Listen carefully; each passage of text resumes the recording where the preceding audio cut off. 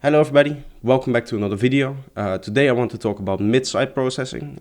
This has been the video that I was working on actually for last week, but I had to postpone for 1 week. So this is a video that I'm going to assume is a little bit longer. Again, kind of in the realm of my stereo video and even my arrangement videos, that kind of area, like the 15-minute mark, maybe an hour. But I really want to dive deep into this topic because there's so much things that you can just do with this. So I'll show a few examples. I'll try to be a little bit more musical. I tend to be very technical with these videos, but I want to show you a few actual examples of how you would use the mid-side processing to actually, achieve a mixing thing or achieve a sound design thing that you would otherwise not be able to. So without further ado, let's actually dive into it. So I did say I wanted to show some more musical stuff that you would be able to do with mid-side processing, but before we get into that, I do want to talk a little bit about the technical side of things. First, I want to show some of the basic theory behind mid-side, and well as just summing and that kind of stuff. Stuff I kind of already went over in my video on stereo and controlling the stereo field, but things that I think are so important that I would need to repeat them to just kind of make sure that you get the idea and hopefully be as clear as possible. So I have a project set up with that. I also want to go over something what I think is really cool is some code from some actual plugins, or one actual plugin actually, and another example of how something is coded. I have code for one plugin, and I've talked with two developers, one who provided the code and one who provided the general idea on how mid-side processing is achieved inside of some actual plugins that he makes. So those are going to be interesting topics as well, and then we'll get into something musical as well. But for now, I just want to start off by talking about some of the basic theory, as I said.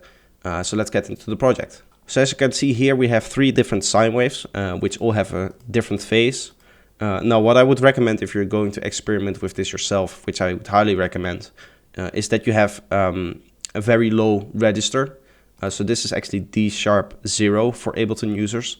So that is the bass register, sub bass. It sounds like that, very low bass. If you're watching this on phone, you will probably not be able to hear this, but this kind of stretches out the wave and it just shows it a lot better, so you can really see what is going on.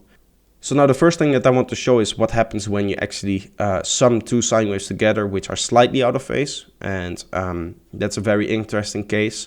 So let's actually set it up by dragging these up to my channels here, and what I would have to do is set the right channel to the right and the left channel to the left. This means this sine wave is going to play in my left ear and this sine wave is going to play in my right ear, or the speaker. So then nothing is really going to happen. What you'll hear is that it sounds very wide, but we're not actually summing anything.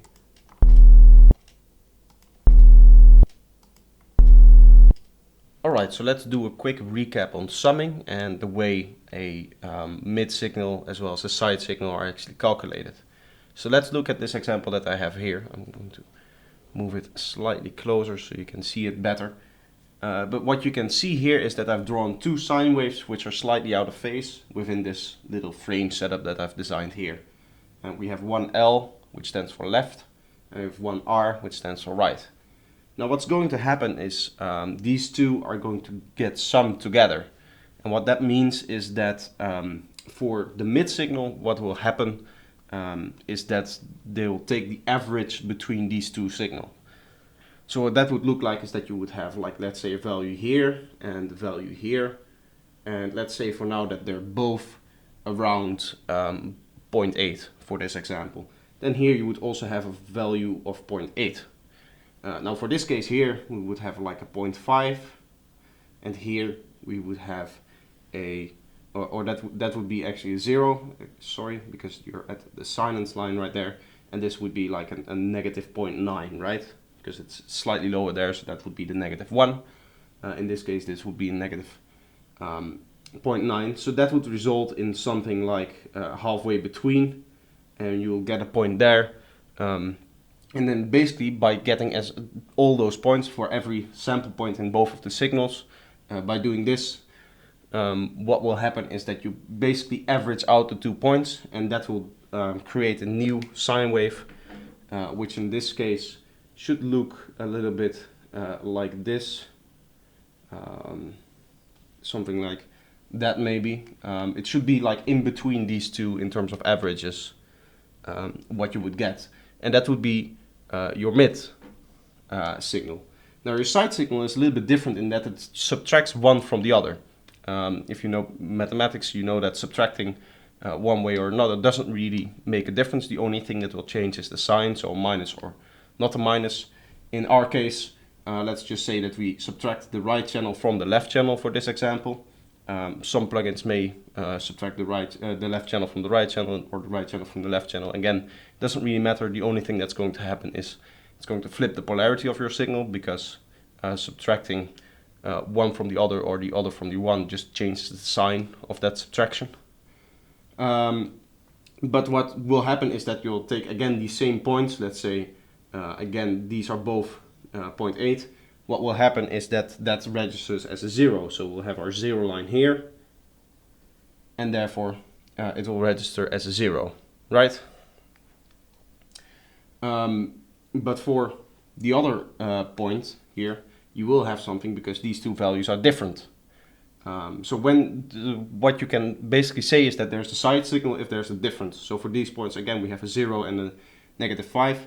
You will have some, in this case, I believe that would be positive stuff here. Because again, you're subtracting one from the other. So a negative minus a negative, or a 0 minus a negative will actually be a positive, because minus and minus cancel out to be a plus in mathematics, and therefore you will get a positive value here. So our sine wave, or our result, will probably look something like this, which kind of opposes these two signals here, because it's a subtraction. So now we can get into the actual summing part, and the way I like to do it is very peculiar. I like to use the EQ8 for that, but there's different ways to do that. There are utility plugins that can do that, that can really sum something to mono or stereo. The reason why I like to use EQ is because, generally speaking, when I do anything mid-side related, I tend to use the EQ anyway. So I've created this very fast setup that I basically know by heart, and that is to, on my side channel, use two filters to just filter out all of the mid stuff, and here on the mid channel you would do the opposite by setting it to side mode. Again, using the filters to just filter out stuff. You can then set that back and apply any EQing if you want to. For this case, we're not going to do that. But just show, this is the side channel, so you can see here as well as here if I have something selected that it's the side or the mid channel. So now let's actually listen to what is happening here. Right, so I had to change the setup a little bit. I'm sorry for that. What we're doing is we're using this channel to generate our stereo with left and right channel here. So that's going to go into side as well as mid, which are affecting these width and EQ. And then we'll go and record them on separate tracks here. If what I was doing before was just recording them on this track, which doesn't make any sense because it won't actually go through the EQ yet. So you will actually see the signal before it goes through the EQ if you record on this track, which is not what we want. We want to see what happens after it goes through this mid-side splitter kind of setup that we have. So let's actually record these and see what the differences are. And we can see that there's a difference between the two waveforms. And we can also see that in this case our mono signal is being boosted, while our stereo signal is actually reducing in volume, right? So that is because these phases are so close together that the summing or the averaging just always produces a louder sound than the difference between the two signals. And I can show that that's the case if I take a signal or a sine wave that is exactly opposite, right? So if you would take the average between these two, here you would have 1, here you would have -1, would be 0. Here you would have -1 and 1 would be 0. Here you would have 0 and 0, again 0. But if you take the differences here, 1 and -1, those are obviously going to sum to something, or to a difference of 2, which is going to be louder. So again, what we're expecting now is that our side channel is going to be loud, and that our mid channel is actually going to be completely silent. So here I have another example. This one gets shown quite often when you talk about stereo, or when you talk about anything that has to do with mid-side, and that is the complete opposite. And what this will result in is what you can see if you do that same calculation with the points. Let's again take a few points here. What you will see is that you have, for example, -7 here, and on the opposite side you will have a +7, which will together go to 0. Here you have a -1, and here you have a +1, which will together average out to 0. And here again you'll have a as you can see, a very positive, let's say again +7, and here a -0.7, again 0.7 because we're dealing with -1 to 1 here. So what you'll see is that we'll get a line here, which is just absolute silence. Now this is nothing more actually than a sine wave with an amplitude of 0.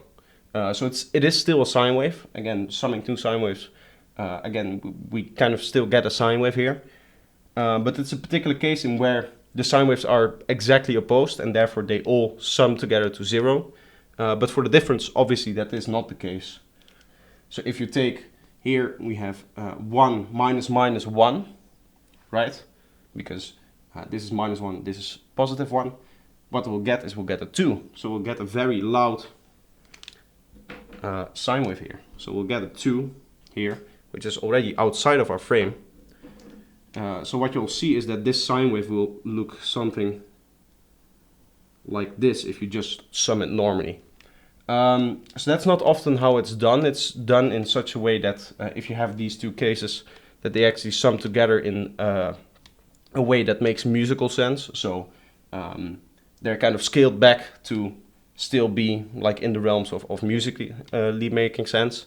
And that will be something that I'll show in the DAW right now. By actually summing some sine waves together. But I'll also recommend, if you're watching with this tutorial, that you boot up your own DAW, maybe after this, and experiment with sine waves yourself, to kind of get a feel for how mid-side works and how your mid-side summing works. Because when we dive into the more complex things, just having a basic understanding of how that works really helps you. And sine waves are the best way to use that because they're the simplest signals. They're just simple oscillations, and they're very easy to understand in that regard. So let's record this.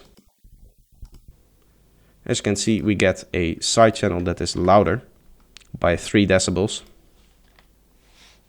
And the way I check for volume, by the way, is if you just use Ctrl-J or here consolidate, that will turn it into a new audio file, and therefore it will try to keep the gain, and therefore it will use this gain fader here to actually set the gain to where it was before. And in this case, the signal that it saves is this pure sine wave here, which is opposing left and right. You can see it has a nice waveform, but it's the sine wave that we've recorded here, and then to restore it to the actual volume that it had before when we actually recorded it, it will set it to the volume that it is. So I can just see that this is 3.01 decibels louder than 0 dB, which is what you get when you record this. Now, as you can see, we have a completely stereo signal and no mid signal, right? So if we now take this and we just slightly shift it, what will happen is those averages and those differences are not exact anymore. Like they don't exactly average to 0, and they don't exactly differentiate to 2 in this case, in the case of the high, right? So this would be 1 and this would be minus like 0.9 or something. So the average is slightly above 0, and the difference is slightly less than 2. And you'll be able to see that some of the sine wave comes here, but the majority again stays in the side channel. You can see again we have a loud side channel and a little bit of a sine wave here. And we can again check for volumes. We see that this is a little bit lower than 3 now, and this is at -11 right here. So what's going to happen in this case, in our case, is that the more there's a difference, the more side channel you have, and the more there's a similarity, so like this, the more it would be mono and in the mid channel. So now let's actually look at how in an effect mid-side processing is actually achieved. So here I have a drum loop. As you can see, it's a cinematic drum loop from the Cashmere pack. It sounds like this. Now I've increased the width here to 200% just for the example. I wouldn't normally do this, but what we're going to do is we're going to set up a mid-side processing using effect rack, so I can actually show you kind of the chain, how that would go if it was inside of an effect.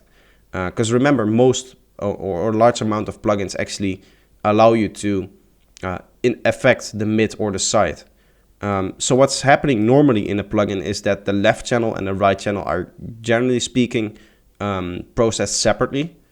But by switching it to mid-side mode, what it will do is it will actually do a mid-side split before them and use those two channels that are normally reserved for the left and the right channel to process the mid and the side channel. So we can actually set it up using, again, our same splitting technique as before with the EQ. So I'm going to grab two EQs and put them on the two different chains here. And I'm going to quickly set that up on mid-side here.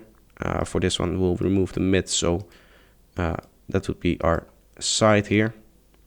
And for this one would be, we'll remove the side, so that would be our mid band here.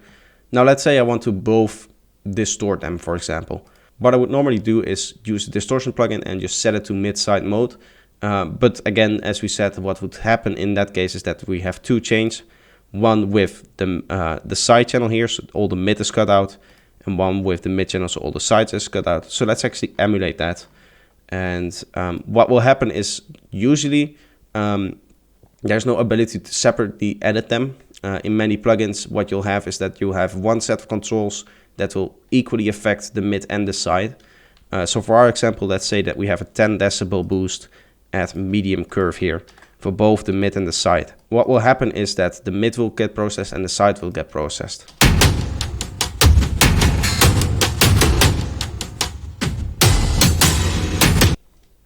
Now you can see here we have the two chains both working together, but if we actually set this to mono, like so,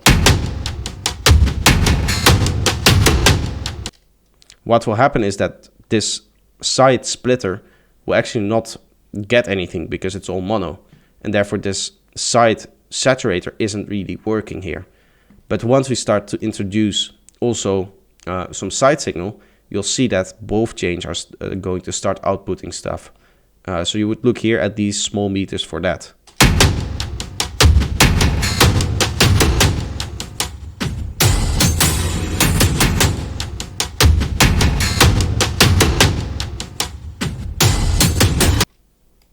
Now here you can see what's happening is that it's actually starting to clip, and that's because more signal is introduced in this case. Obviously it's split up. So what usually happens in plugins is that it is slightly balanced for that. I don't know the exact math behind it, how many dBs you would need to remove. I believe it is 6 in total from both of the chains.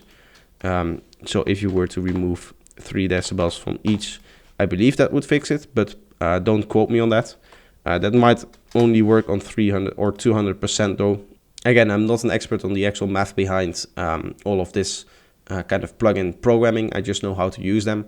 But I believe this is correct, and that it would, or at least get very close to the way it sums. It's also because we're, increasing it and clipping it loudly, that it's increasing. But in this case, it might be -6 decibels actually. That seems to sum quite closely to 0 decibels. So yeah, there is a rule for like gain compensation to make sure that if you're widening a stereo and introducing that side signal as well, and therefore basically splitting it up from that one mono chain into both the mono chain and the stereo chain, that volume, added volume, that you compensate for that, right? So now I want to actually look at some code from an actual plugin that was sent to me by Altar of Wisdom. You probably know them if you're familiar with my community or with my Discord. He is quite active, or he used to be a little bit more active on my Discord as well, but he's been very busy making both Ableton Max devices, which I don't have, but also recently making a plugin. And that code for that plugin actually uses mid-side processing in a very interesting way. So here I have the code. I want to go over it. Now this is not purely mid-side processing in that there is no mid-side split. But the way he is doing it, as you can see, is that he has these outputs here. So he has a left output and a right output. And what he's taking is, he is taking this out local signal and he's going to either widen it or narrow it depending on the use cases here for the stereo. So the stereo variable here determines how wide the signal is going to be. So you have 4 options. You have a mono option, a small option, a medium option, and a big option here.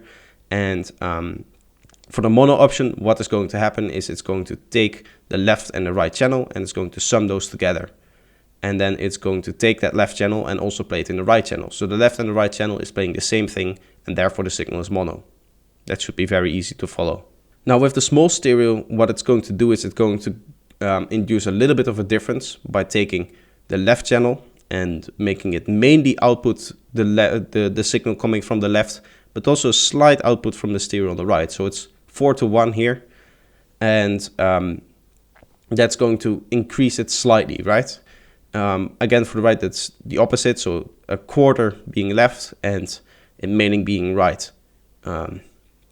So that it introduces a little bit of a difference between the left and the right channel. Whereas for the medium and the big, as you can see, what it's doing is it's completely creating that difference by just regarding the left channel as the left channel and the right channel to the right channel. So let's say that the left channel is playing -1 and the right channel is playing 1 in this case. In this case, you would have a fully side signal, so completely stereo signal. In this case, that would not be the case because you would have a little bit of crossover between the left and the right channel. So this would not be as wide as, for example, the medium or the big option here. Now, I do want to show a little bit of the video that Altar of Wisdom made, just to kind of get you an idea how this plugin handles it in terms of the controls for it, as I do not have the demo for this plugin, so I cannot actually show it to you myself. It will just go over the way this stereo variable is set, which is just done in the advanced tab, and I'll just let Altar of Wisdom explain how that's done. The second one is the stereo wideness parameter. So some of the comments, some of the drawbacks of many reverbs in the market is that by default they are mono, because by design most reverberations are occurring in mono. But still, people want sometimes to have wide reverb. So even if my sound is coming as a mono signal, I want to have my reverb flourishing around me. And I've added these parameters so that you can have some wider signal. If you put that to ultra wide, so maximum value, then you may have even some phasing issues because your signal will be so wide that you can have some cancellations, and so your signal, some of your signal might be negatively correlated. So beware. Usually having a medium is probably okay. All right, so that's mainly the stereo widening in plugins that I wanted to go over.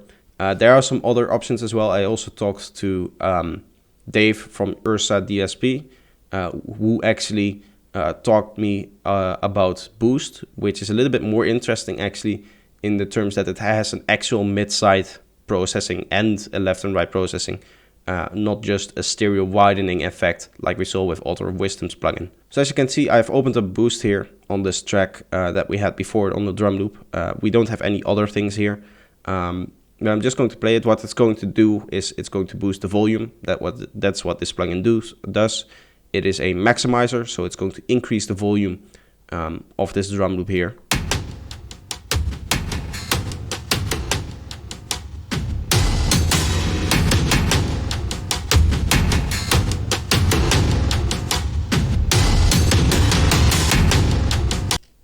So you can hear I've dialed in a pretty extreme effect for this particular drum loop because I wanted to focus on how this actually works. So you have two incoming channels here. As you can see, we have a left channel and a right channel. What it's going to do is it's going to basically split those up right at the start of the plugin, have this whole module that sits in here, basically duplicated, one for the left channel and one for the right channel. And then once both channels are affected by this whole module, they're going to come back into the output here. Now there's a control to kind of control how strong that works, and that's the stereo link control here. So if we set this to 0%, there's no interaction between the two channels. But if we set it to 100%, we have maximum interaction. And what that means is that it's going to take the left channel and the right channel, and it's going to look at the processing that it has to do on each of the channels, and then it's going to apply an average of that processing on both of the channels. So for example, let's say that in the left channel we need to boost the volume by 2 dB, and in the right channel we don't have to boost the volume at all. We have to boost the volume by 0 dB. What it's going to do, it's going to boost both of them by 1 dB. So that's basically linking the two channels, the left channel and the right channel processing up together, so that they're both kind of processed at an average of the two channels. Now then there's mid-side mode, which is a little bit more complex because you have this extra priority slider here. But again, this mid-side link works basically the same in that you have a mid signal coming in and a side signal coming in here. So you can see here the input sliders has changed, the output has not, but that's okay. You can see you have your mid signal coming in here and your side signal coming in here. And again, this link functionality here, what it will do is it will either let the two channels be processed completely independently or get an average between them. And you can kind of mix between that setting. So if you do like 50%, 50% of the processing will be independent and 50% of the processing will be from the average between the two channels. And then, so that's the basic linking. Now internally inside this processor, you also have this priority function here. So to demonstrate that, I do need to induce some extra width again in the stereo of this sound. So I'm again going to set this to around 200%, so you can hear what difference this makes. What it's going to do is now it says balanced. As you can see from the sliders below, the processing is going to apply either more on the sides, or in this case 100% of the processing is going to happen on the sides, where in this case 100% of the processing is going to happen on the mids. And because this is a volume booster and it actually only increases the volume, what it will do is it will either boost the mid volume or boost the side volume of the signal that you're putting in. So that sounds like this.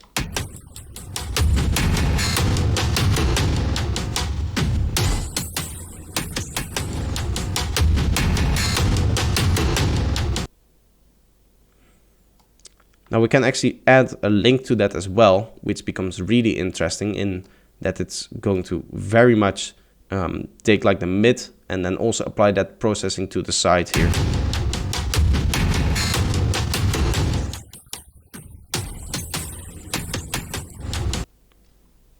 So you can see it's actually, because we are setting such a high priority for one or the other, what it's going to do is that it's going to, for example, in high S priority, it's actually going to duck the mono signal to kind of make more space for the stereo signal to get even more stereo width than you would normally get if you're not using any mid-side linking.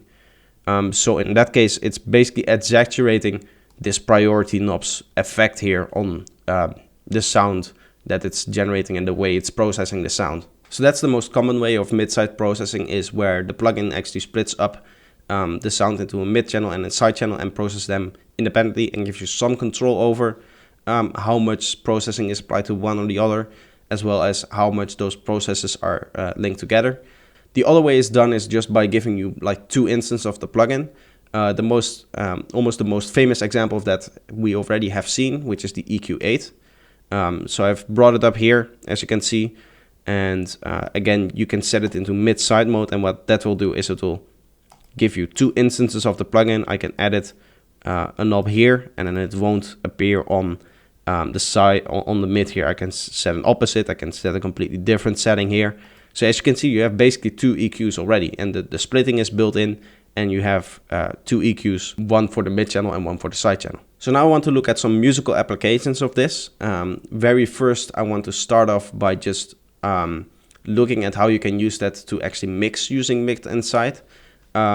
So I will try to create a different sound for that than the drum loop, because I want to apply it to a delay and show you some cool effects that you can do on a delay with mid-side processing. Alright, so I've quickly made a little plug here that we can use to actually show this. So let's say that I want to add a delay to this plug by using the echo effect here. And we'll set it to ping pong, so we actually get some stereo with here. And we'll turn up the stereo a little bit, and something like this. Very simple plug. Let's try to make it a little bit more interesting using a reverb. But I want to actually apply this reverb mainly to the side of the signal.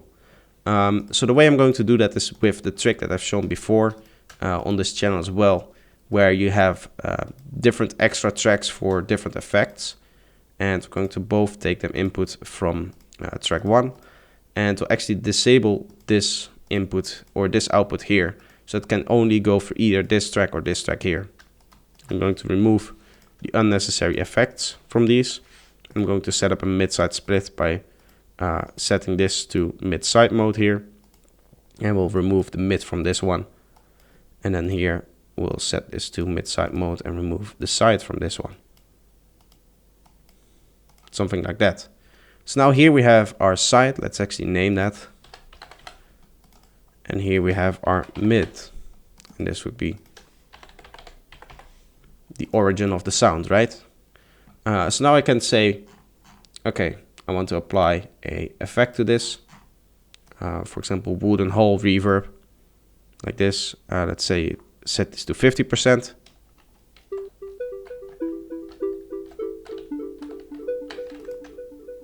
You can hear that the side has some reverb on it, but we can say set 25% of it to the mid. So what will happen is that the side channel will have more reverb than the mid channel. In this case, what you would need to do is set this completely to mono, and we'll set it to stereo here. Or you can set these to before here, and in that case you would set this to 100 and 100. Then the effect is added before, and then the split occurs, making it so that this reverb with the high amount of reverb, right, the 50% reverb, gets only sent to side, and this 26% reverb gets only sent to mid.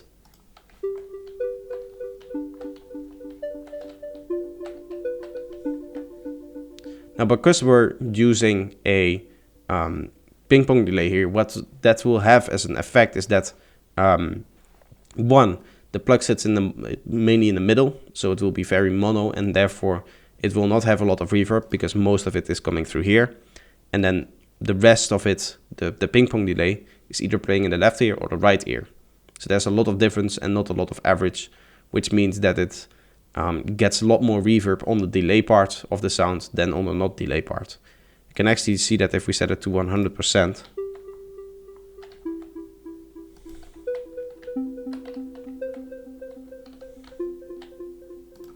And we can exaggerate that effect a little bit more by just upping these settings a lot more.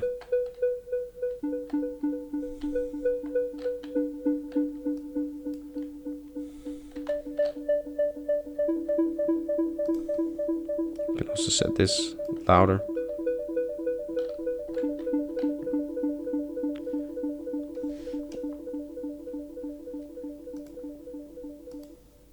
Right, you can hear that our mid side that we have is a lot more interesting. Now, we have a very exaggerated effect here, in that, as you can see, we have a fully wet side channel and a fairly dry mid channel. This is very exaggerated just to kind of show you the exact sound that you will get using this technique. I do want to show you some other techniques that you can use though. So let's look at something different, like affecting a vocal with a distortion to make it wider. So I've hinted at using a vocal and making it wider using a distortion. So I'm going to go into one of my packs here and just get a simple vocal. Let's do one from this. Consciousness is... I know this one works because I've actually applied this in the song for which this vocal is from. Consciousness is the part of your mind that makes you you. So we'll say we'll add a little bit of stereo width using a plugin, just a widener plugin, just to get us started here and have some stereo content in here, because you can see this is completely mono. You can see one line here, one file being shown, one channel being shown, so you know this is a mono signal coming out of here. So we need something to make it stereo to begin with. Consciousness is the part of your mind that makes you you.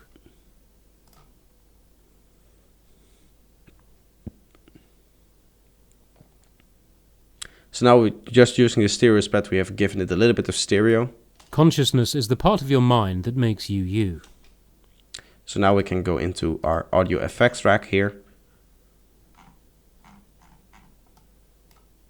And we can set up our mid-side split again by creating two chains and going into our EQ in this case.